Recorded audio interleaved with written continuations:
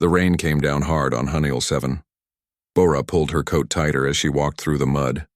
The storm had been going for 3 days now, and the river was rising fast. She needed to get her samples before the whole valley flooded. Bora was a scientist who studied alien creatures. She had come to this colony planet 2 years ago, hoping to learn about the strange animals that lived here. Most people in the colony just wanted to dig for metals and go home rich. But Bora loved all living things. She wanted to understand them. The wind howled through the rocks. Bora checked her scanner. Nothing unusual. Just the normal small creatures hiding from the storm. She was about to turn back when she heard it, a sound. Strange and terrible. Like crying, but not human. Not like any animal she knew either. Bora followed the sound. Her boots splashed through deep water. The noise got louder. It was coming from the ravine ahead. She ran faster, her heart pounding. When she reached the edge, she looked down. The water was rushing fast below. And there, trapped between 2 rocks, was a creature. Bora had never seen anything like it. It was about the size of a big dog, but that was where the similarity ended. The creature had scales that shimmered like oil on water, changing colors in the dim light. Small wings hung limp at its sides, too weak to lift it. 2 small horns grew from its head, clear as crystal. And its eyes. Those eyes looked right at her with such intelligence and fear. The creature cried out again. The water was rising. In a few minutes it would drown. Bora did not think. She just moved. She found a path down the rocks and waded into the freezing water. The current pulled at her legs. The creature watched her come closer, too weak to struggle anymore. The water reached her waist. Bora grabbed the creature and pulled. It was heavier than she expected. She slipped on the rocks. For a moment, she thought they would both go under. But she held on tight and dragged the creature to the shore. They collapsed on dry ground. Bora was shaking from cold and fear. The creature lay still, breathing fast. She could see wounds on its body. Old wounds. Someone had hurt this creature before the storm ever found it. Bora wrapped the creature in her coat and carried it back to her lab. The colony was small, just a few buildings around the main landing pad. Most people were inside, hiding from the storm. Nobody saw her bring the creature in. In her lab, Bora worked quickly. She cleaned the wounds and gave the creature medicine for pain. She set up a warm bed in the corner and placed the creature there gently. Then she started checking her computer. Her database had information on thousands of alien species. She searched through pictures and descriptions. Nothing matched. This creature was not in any official records. Bora sat back and looked at the creature. It was sleeping now, its chest rising and falling slowly. What was it? Where did it come from? And why was it hurt and abandoned? The next morning, the storm finally stopped. Bora woke up in her chair. The creature was awake too, watching her with those strange, intelligent eyes. She moved slowly, not wanting to scare it. She offered food. The creature sniffed it carefully, then ate. Good. That was a good sign. Over the next 2 days, the creature grew stronger. It started following Bora around the lab. When she sat at her desk, it would curl up at her feet. When she talked to it, it seemed to listen and understand. Bora tried running more tests. Her scanner kept breaking when she pointed it at the creature. Her computer screens would flicker. Even the lights in the lab would dim sometimes when the creature was nearby. Something was wrong with the electronics. Or something was special about this creature. On the 3rd night, Bora was woken by a strange sound. She opened her eyes and saw light. Purple light filling her lab. The creature was standing in the middle of the room. Energy swirled around its body like smoke. Its eyes glowed bright. The air hummed and crackled. Bora stood up slowly. She was not scared. She was amazed. The energy grew stronger. The lights went out. Every machine in the lab stopped working. The whole building went dark. Then, just as suddenly, it stopped. The purple light faded. The creature looked at Bora, then lay down and went back to sleep as if nothing had happened. Bora heard shouting outside. People were confused about the power failure. Emergency lights came on after a minute. Backup generators started running. Bora looked at the sleeping creature. This was not just some lost animal. This was something powerful. Something important. The next morning, Captain Taeyang came to her lab. He was the head of colony security. He was a hard man with gray hair and tired eyes. He looked at the creature, then at Bora. His face showed no emotion. "What is that thing?" he asked. "I found it in the storm," Bora said. "It was drowning. I saved it. That thing caused the power failure last night, Taeyang said. Half the colony went dark. It did not mean to, Bora said quickly. It is just a baby. It cannot control its power yet. Power? Taeyang stepped closer. What kind of power? Bora did not know how to explain. I'm still studying it. But I think it can affect energy somehow. Electricity, maybe other things too. Taeyang was quiet for a long moment. Where did it come from? I do not know, Bora admitted. It is not in any database. Someone heard it before I found it. Someone left it to die. The creature woke up and made a small sound. It walked over to Bora and pressed against her leg. She put her hand on its head gently. Taeyang watched this. You have gotten attached to it. It is alive, Bora said. It was scared and hurt. I could not leave it. This could be dangerous, Taeyang warned. We do not know what that thing is. We do not know what it can do. Then we learn, Bora said firmly. That is what scientists do. We do not kill something just because we are scared of it.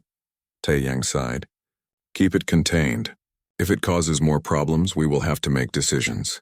He left. Bora knelt down next to the creature. It looked up at her with trust in its eyes. You need a name, she said softly. Something special. You shine like a star when you use your power. I will call you Biol, that means star in my language. The creature made a happy sound. Biol. It seemed to like that name. Bora smiled. She did not know what Biol was or where she came from. But she knew one thing for certain. She would protect this creature. Whatever happened, she would not let anyone hurt Biol again. That night, Bora could not sleep. She kept thinking about Biol's power, about the way electronics failed around her, about those intelligent eyes that seemed to understand so much. She was looking through old research files when her computer made a sound. A message. From space, Bora opened it. The message was in a language she did not recognize at first. Then her translation program kicked in. Her blood went cold as she read the words. The message was from a Valtyr warship. The Valtyr were one of the most powerful and dangerous species in the galaxy, reptilian warriors who conquered planets and built empires. And they were coming here, to Hanel 7. They would arrive in 3 days. The message said they were looking for lost property, a biological asset that had escaped during transport. They demanded its immediate return. Bora looked at Biol sleeping peacefully in the corner. Now she understood. Biol was not just any creature. She was Valtyr. And they wanted her back. 3 days passed too quickly. Bora spent every hour learning what she could about the Valtyr. What she found made her sick with worry. The Valtyr Empire controlled hundreds of planets. They were famous for their military strength and their cruel laws. They believed in power above all else. The weak served the strong. That was their way. And now they were coming for Biol. Bora called a meeting with Captain Taeyang and the Colony Council. Everyone looked worried. The room was tense and quiet. They will be here in a few hours, Taeyang said. A Valtyr warship. They are not asking. They are demanding. What do they want exactly? Asked one of the council members. The creature that Dr. Bora found, Taeyang said. They call it a biological asset. They say it belongs to them. All eyes turned to Bora. She stood up, her hands shaking but her voice steady. Her name is Biol, Bora said, and she is not property. She is a living being. The Valtyr do not care about that, Taeyang said quietly. To them, she is a thing. A weapon. A weapon? Bora felt cold. What do you mean? Taeyang pulled up a file on the screen. I did some research. The Valtyr have been trying to create biological weapons for years. Creatures they can control. Creatures with special powers. Bora thought about Biol's power. The purple energy. The way she could stop electricity. They made her? Or tried to, Taeyang said. According to the information I found, most of these experiments fail. The creatures are too powerful to control, so the Valtyr destroy them. That is why she was left to drown, Bora whispered. They threw her away like garbage. And now they want her back, said another council member. We have to give her to them. We cannot fight the Valtyr Empire. No, Bora said firmly. Everyone stared at her. No, the council member repeated. Doctor, they will destroy this entire colony if we refuse. They tried to kill her once, Bora said. They threw her away to die.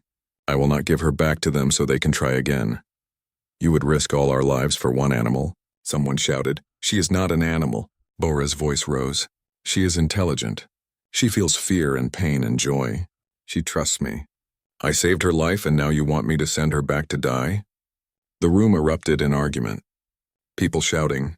Some agreed with Bora, most did not. They were scared. And Bora could not blame them. The Valtir were terrifying, but she could not give up Biol. A young woman stood up. Her name was Jiwoo. She was an engineer, smart and brave.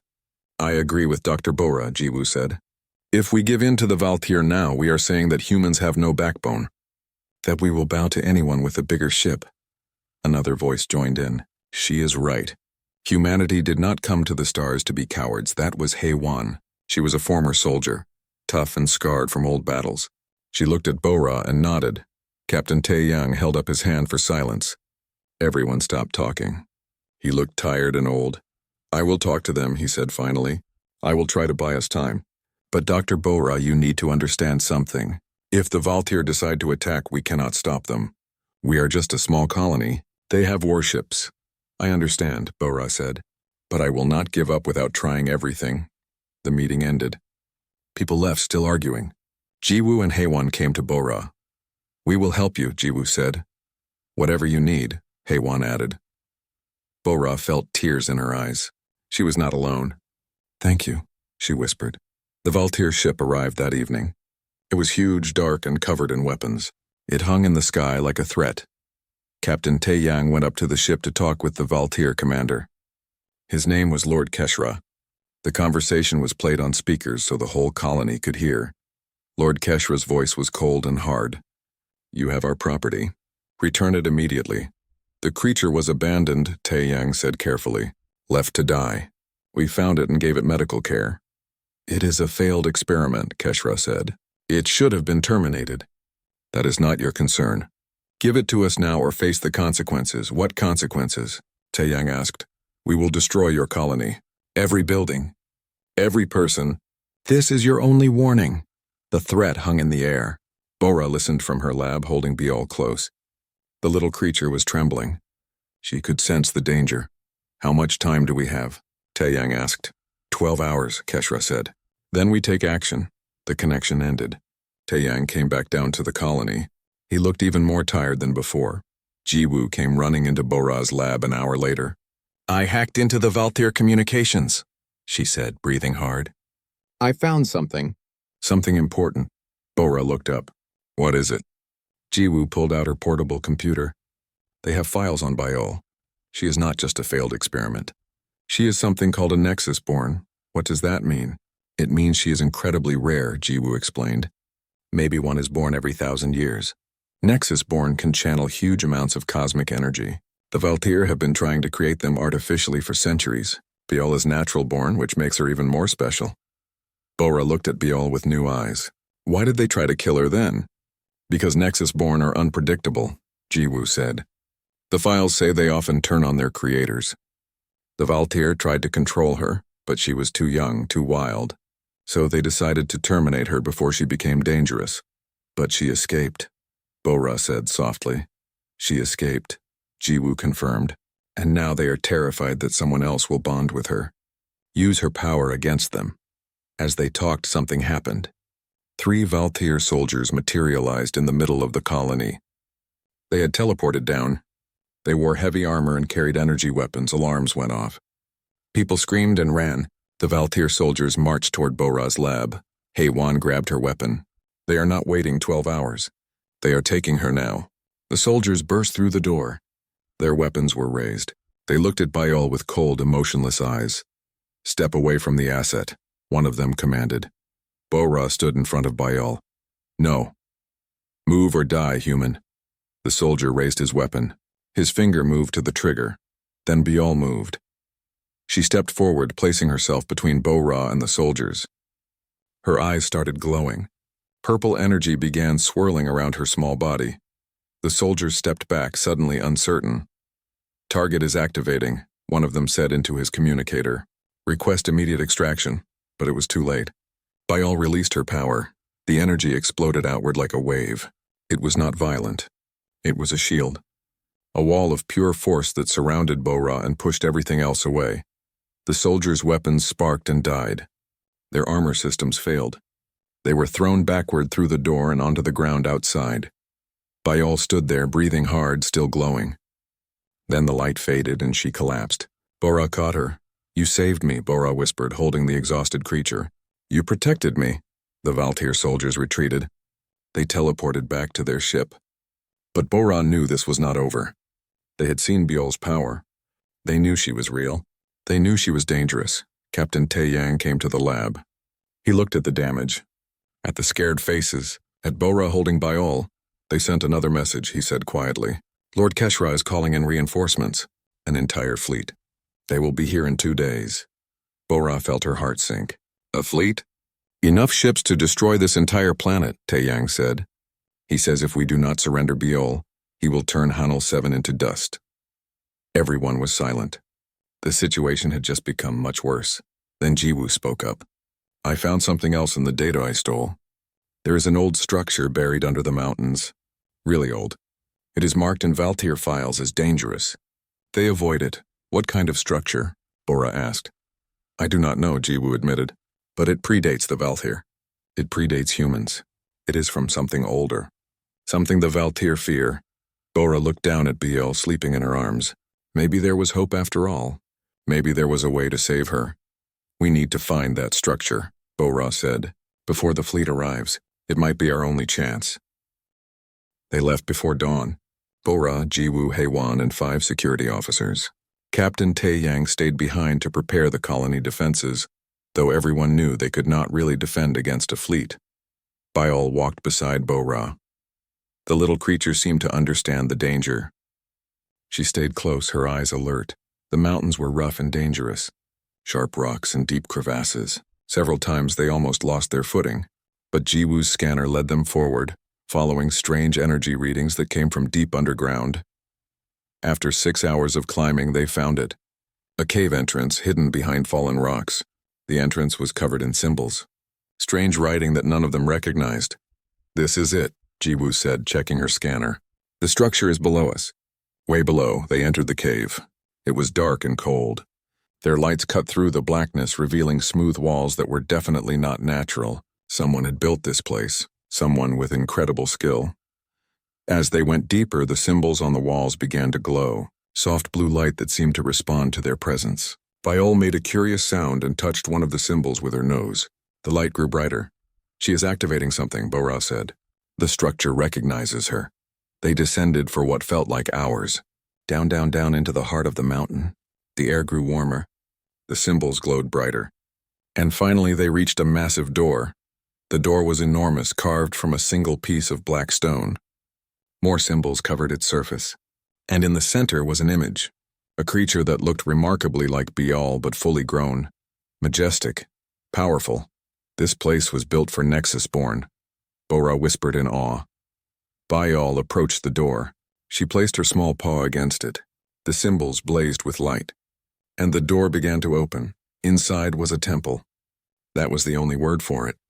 A vast chamber with high ceilings and pillars of light. No, not pillars. Holograms. Ancient technology still working after countless years. The holograms showed images. History. Bora and her team watched in silence as the story unfolded before them. Long ago, a race called the Precursors had ruled the galaxy. They were wise and powerful, and they had revered the Nexus-born as sacred guardians, creatures of pure energy who kept balance in the universe. But then war came. Younger races rose up, greedy for power. They hunted the Nexus-born, trying to capture them, control them, use them as weapons. The Precursors tried to protect them, but eventually even they fell. The Nexus-born were nearly wiped out. Only a few remained, hidden across the stars. "This is terrible," Jiwoo said quietly. "The Valtir and races like them destroyed something beautiful." The hologram changed. It showed a new image, a Nexus-born standing beside a Precursor. They were touching, connected. Light flowed between them. "A bond," Bora said. They could bond with other beings, more images. The bond stabilized the Nexus-born's power, made them stronger but also calmer, protected them from being controlled by force. The bond required trust, love. It could not be forced. In the center of the temple was an altar, a raised platform covered in those glowing symbols. Bora approached it slowly. She could feel energy radiating from it. Old power. Ancient and pure. This is a bonding altar, she said. The precursors built it so Nexus-born could bond safely with chosen partners. Can you use it? HFY asked. Can you bond with Biol? Bora looked at Biol. The little creature looked back at her with those intelligent, trusting eyes. I do not know, Bora admitted. The precursors are gone. I do not know if a human can bond with a Nexus-born, but you want to try, Jiwoo said. Bora nodded. If it works, maybe Biol will be safe. The Valthyr cannot control a bonded Nexus-born. The files said so. They fear them. It could be dangerous, HFY warned. We do not know what bonding means. What it will do to you. I know, Bora said. But I trust Biol, and she trusts me. That is what matters. She stepped onto the altar. Biol followed without hesitation. The symbols began to glow brighter. The air hummed with power. Bora knelt down and placed her hands on Biol's head. Whatever happens, she whispered, I will protect you always. The altar activated. Energy surged upward, surrounding them both in a column of brilliant light. Bora felt it flow into her. Through her. It was not painful. It was overwhelming, like standing in the middle of a star. She felt Biol's mind touch hers. Not words, feelings, memories. She experienced everything Biol had experienced. The fear in the laboratory where she was created. The pain when they decided to kill her. The terror of drowning in the river. And then the warmth, the safety, the love when Bora saved her. And Biol felt Bora's memories too. Her childhood. Her dreams of helping creatures. Her determination to do what was right no matter the cost. Her love for this small, scared dragon she had pulled from the water. Their hearts connected. Their souls intertwined. The bond formed. Not a chain. Not a prison. A partnership. A friendship deeper than words. The light faded. Bora opened her eyes. She felt different, stronger, more aware. She could sense Biol's emotions as if they were her own. And Biol looked at her with new understanding. It worked, Bora said. Her voice was filled with wonder. We are bonded, Jiwoo was crying. That was beautiful, she said. I felt it. We all did. Even HFY had tears in her eyes. The bond had radiated outward. Everyone in the temple had felt a touch of that connection. That pure love between two beings who chose each other. Suddenly, alarms went off on their communicators. Taeyang's voice came through, urgent and afraid. You need to return immediately. Unknown ships just entered orbit. Valthyr? Bora asked. No, something else. They are not responding to our hails. They are heading for your location. The team ran for the exit. But they were too late. As they emerged from the cave, they saw ships landing nearby. Not Valthyr design. These were different. Insectoid. The Chicks Confederation, HFY said, raising her weapon. They must have been monitoring Valthyr communications. Chick soldiers poured out of the ships. They looked like giant mantises with multiple arms and cold, calculating eyes. Their weapons were raised. A Chicks officer stepped forward. His translator device spoke in flat mechanical tones. Surrender the Nexus-born. The Confederation claims it. She is not property, Bora shouted. She is my bonded partner. The Chicks officer tilted his head. Bonded? Impossible. Humans are not capable of bonding with Nexus-born. Watch me prove you wrong, Bora said. She reached out through the bond. Biol, I need your help. Can you show them? Biol responded immediately. Energy flowed from her to Bora and back again. But this time it was different. This time Bora could direct it, shape it, control it. Purple light blazed around them both. But it was not wild like before. It was focused, precise. Bora raised her hand and the energy responded. A barrier formed between them and the Chick soldiers. The Chicks opened fire. Their weapons hit the barrier and disappeared, absorbed by the energy field. Bora felt Biol's power flowing through her. It was incredible. But she would not use it to kill. She would only defend. She pushed the barrier outward. The Chick soldiers were thrown backward, tumbling across the ground. Their weapons sparked and died, systems overloaded. The Chicks officer stared at her in shock. The bond is real, he said. A human is bonded with a Nexus-born. This changes everything. He signaled his troops to retreat. We will report this to the Confederation. They will want to study this phenomenon. She is not a phenomenon, Bora shouted. She is a person, and so am I. But the Chicks were already leaving. Their ships lifted off and disappeared into the sky. Bora let the barrier drop. She was exhausted. Using Biol's power took tremendous effort. But it had worked. They had defended themselves without killing anyone. "We need to get back," Haywan said. "If the chicks know about this, so will everyone else soon." They hurried back to the colony. When they arrived, Captain Tae Yang was waiting. His face was grim. "The Valtir fleet is here," he said. "They arrived early. Lord Keshra is broadcasting a message. He says if we do not surrender Biol in 1 hour, he will begin bombardment." Bora looked up at the sky. She could see them now. Dozens of massive warships, dark shapes against the stars. An entire fleet, more firepower than she could imagine. "They know about the bond," Tae Yang said. "The chicks must have sent word." Lord Keshra is furious. "He calls you an enemy of the Empire. He says a human bonding with a Nexus-born is an abomination." "He is afraid," Bora said quietly. "He is afraid because he cannot control us now." "Can you stop them?" Tae Yang asked. "Can you and Biol defend against an entire fleet?"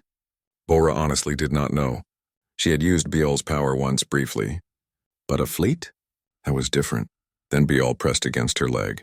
Bora looked down. The little dragon's eyes were determined, brave. Together they could try. "Yes," Bora said. "We can try." The hour passed too quickly. Then the sky lit up. The Valtir were firing. Dozens of energy beams lanced down toward the colony. Bora stepped outside. She reached for Biol through their bond. The dragon stood beside her. Energy began to build.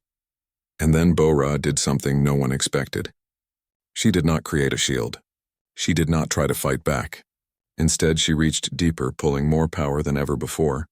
The energy exploded outward, but not as a weapon.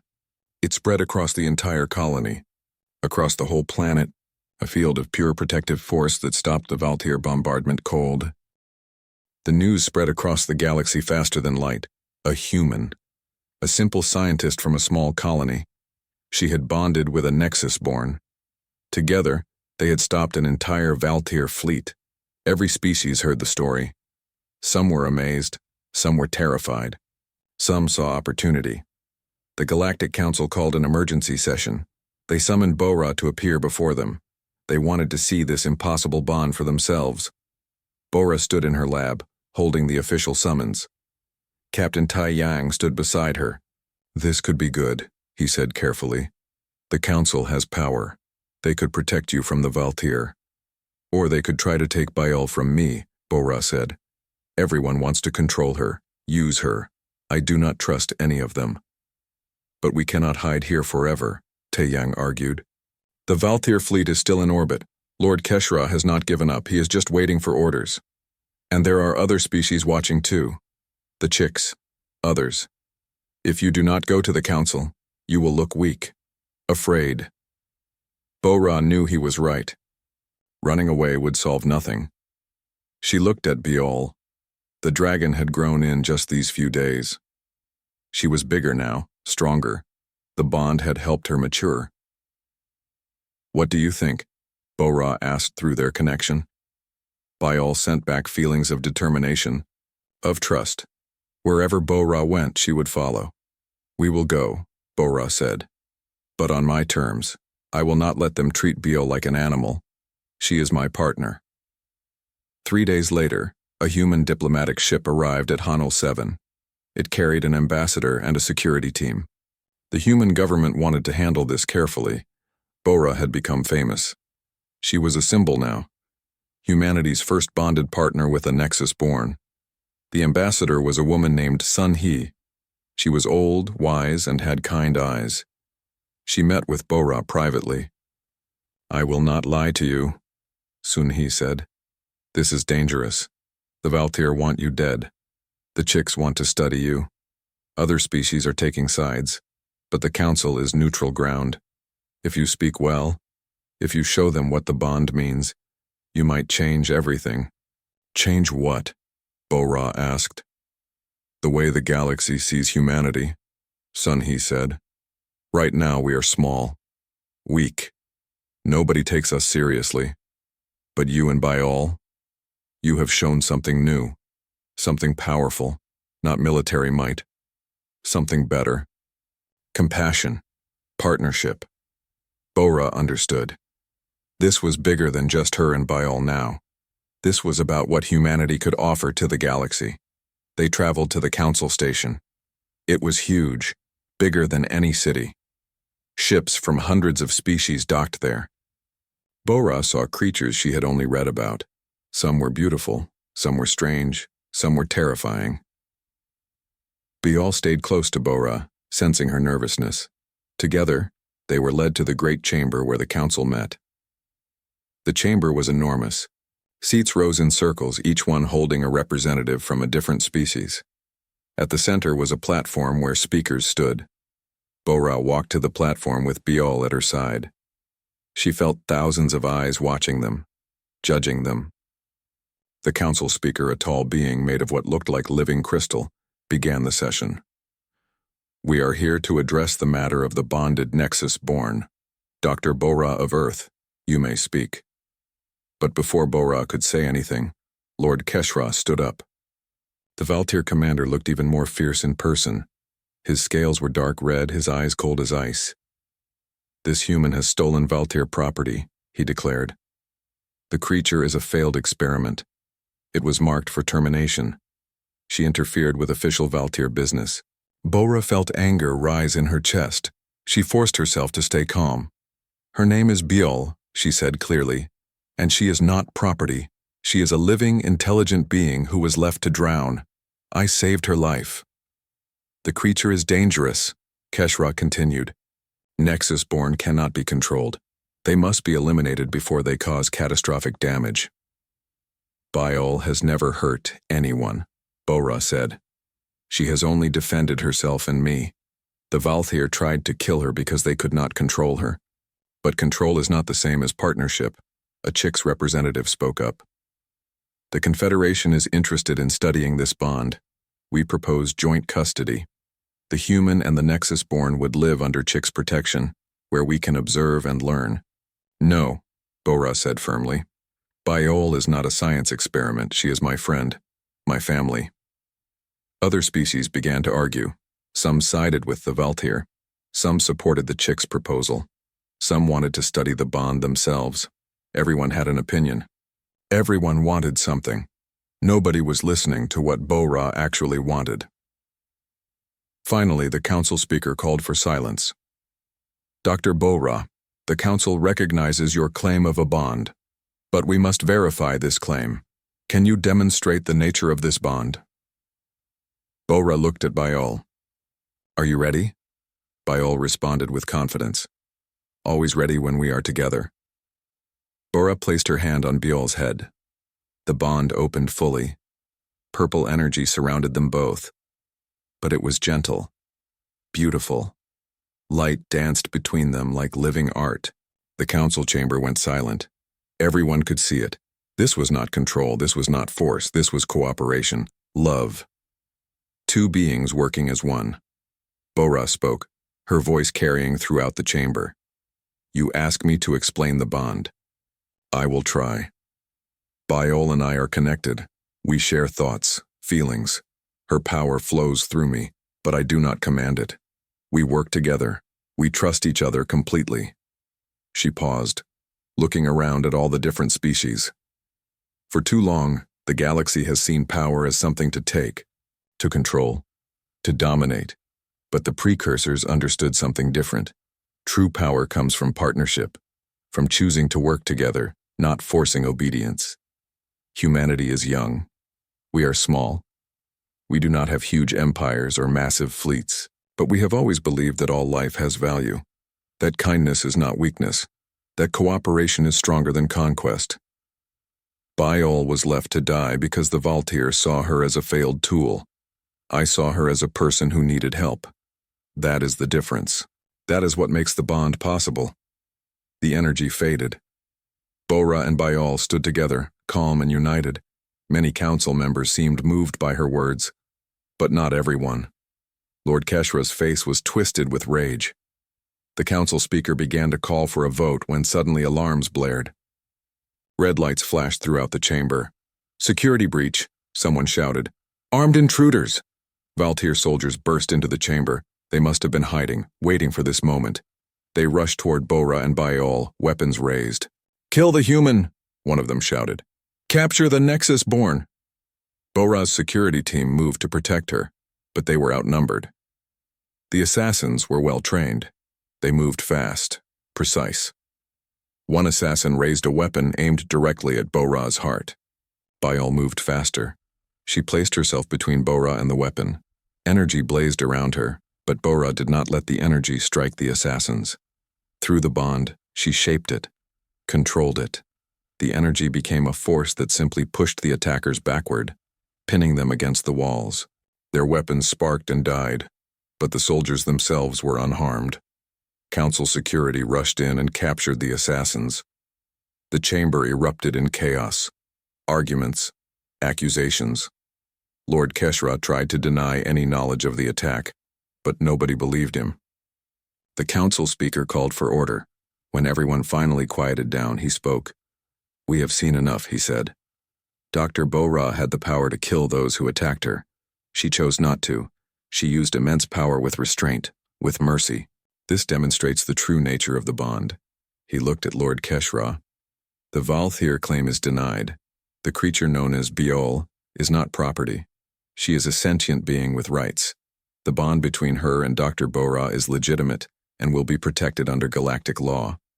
Furthermore, the speaker continued, the Valthir Empire is hereby warned. Any further attempts to harm Dr. Bora or Biol will be considered an act of war against the entire Galactic Council. Many council members cheered. Some remained silent. Lord Keshra stood frozen, his face a mask of fury and disbelief. Bora felt relief wash over her. They had won. The council recognized Biol's rights. They were protected. But as she left the chamber with Biol, she saw Lord Keshra watching her. His eyes promised revenge. This battle was won. But the war was not over. Ambassador Sunhee met her outside. "You did well," she said. "Better than well. You changed minds today. You showed them what humanity can offer." "But the Valthir will not accept this," Bora said. "Lord Keshra will try again." "Yes," Sunhee agreed. "The council has made their ruling. But not all Valthir follow the council. Lord Keshra is a hardliner. He believes in the old ways, power through force." "What will he do?" Bora asked. Sunhee looked worried. "He will go rogue. He has a fleet loyal to him personally. He will attack Hanil 7 again, council ruling or not. He would rather die than accept defeat from a human." Bora felt cold fear. "When?" "Soon. We should evacuate the colony. Get everyone to safety." But Bora shook her head. "No. If we run, he will chase us forever. He will hurt innocent people trying to get to us. This has to end." "You cannot fight an entire fleet," Sunhee said. "Not even with Biol's power." "I do not want to fight," Bora said quietly. "I want to show them something better, something that will make them understand." "Understand what?" Bora looked at Biol. Through their bond, an idea formed. A crazy, impossible idea. But maybe, just maybe, it could work. "That power is not just for destroying," Bora said. "It is for creating, and we are going to prove it." Bora returned to Hanil 7 with a plan that seemed impossible. But she had learned that impossible things could happen when hearts worked together. Captain Taeyang listened to her idea. His face showed doubt, then surprise, then slowly, hope. "You want to terraform the planet?" he asked. "Make Hanil 7 into a paradise?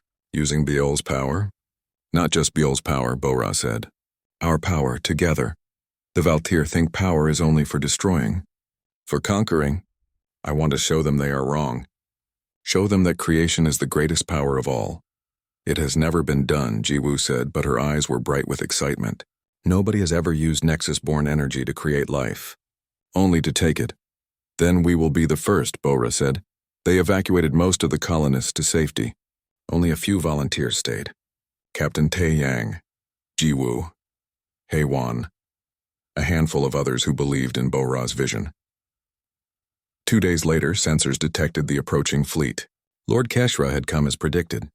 He brought every ship loyal to him, dozens of warships all aimed at one small planet.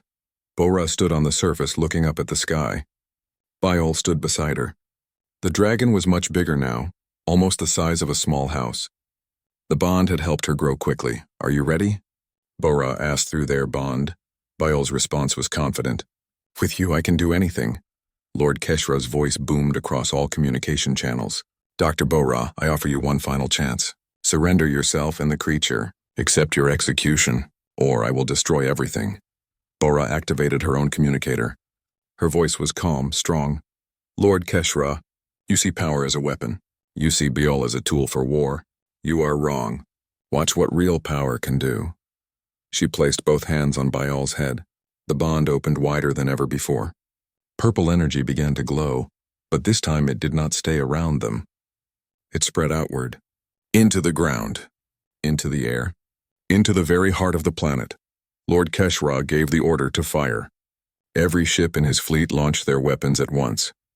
Hundreds of energy beams lanced toward the planet's surface, but the beams never reached their target. The energy Bora and Biol were creating formed a shield that covered the entire planet. The attacks hit the shield and simply disappeared, absorbed into the field. Then something amazing happened. The absorbed energy did not vanish. It transformed. Bora and Biol channeled it downward into the planet itself, into the soil, into the rocks, into the water. Hunnul 7 had always been harsh, dry, mostly dead.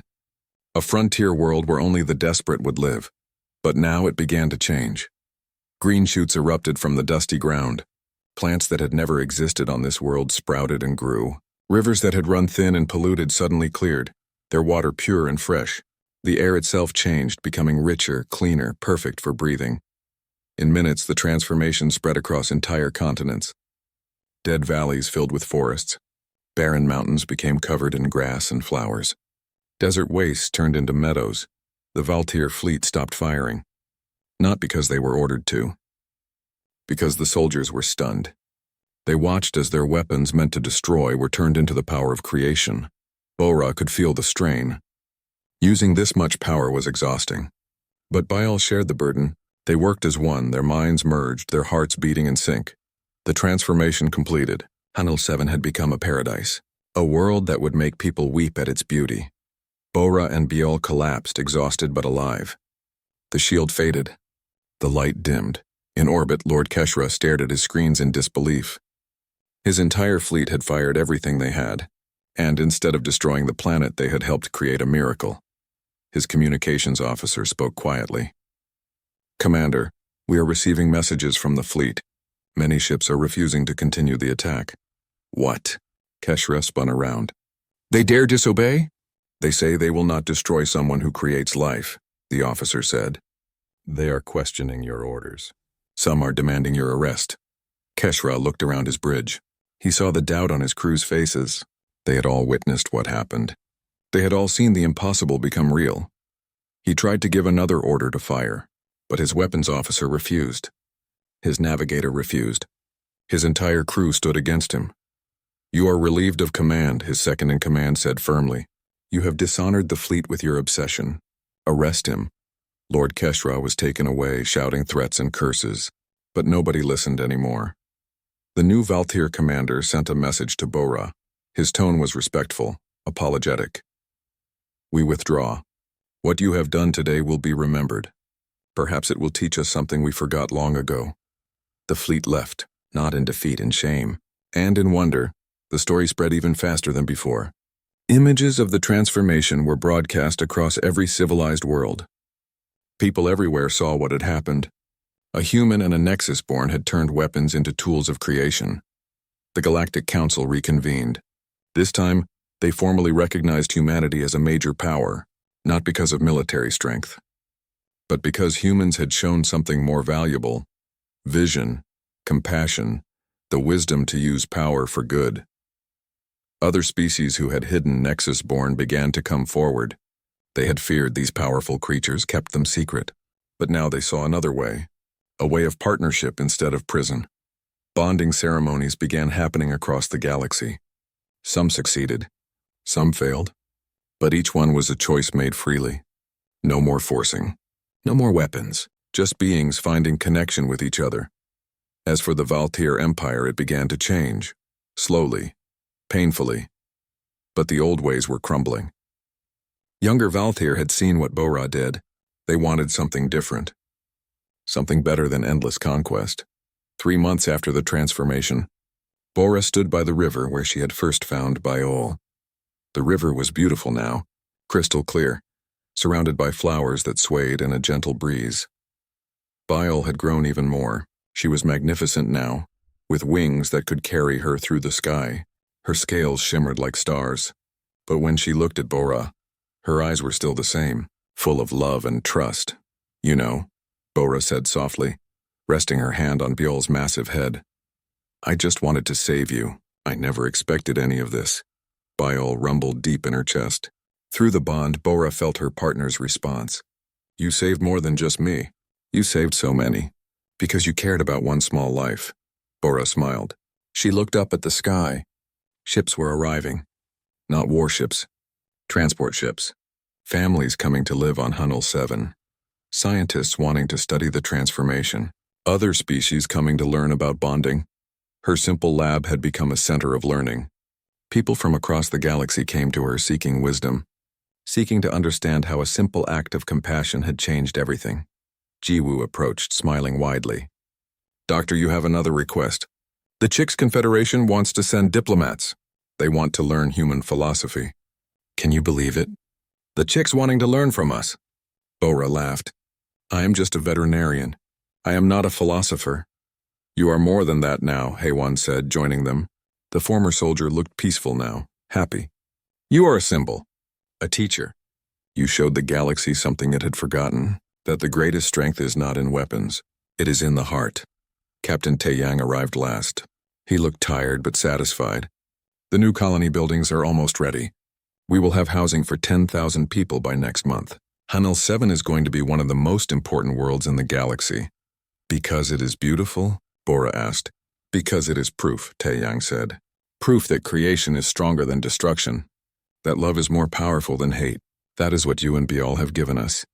That evening, Bora and Biol flew together over their transformed world. Biol's wings were strong now. She carried Bora high into the sky, where they could see the whole planet below. Forests stretched to the horizon. Oceans sparkled in the sunlight. Cities were growing, filled with species from 100 different worlds, all living together in peace. Bora had saved one small creature from drowning, and that one act of kindness had rippled outward, changing the galaxy. She had not expected Biol's power, but she had discovered something even more important.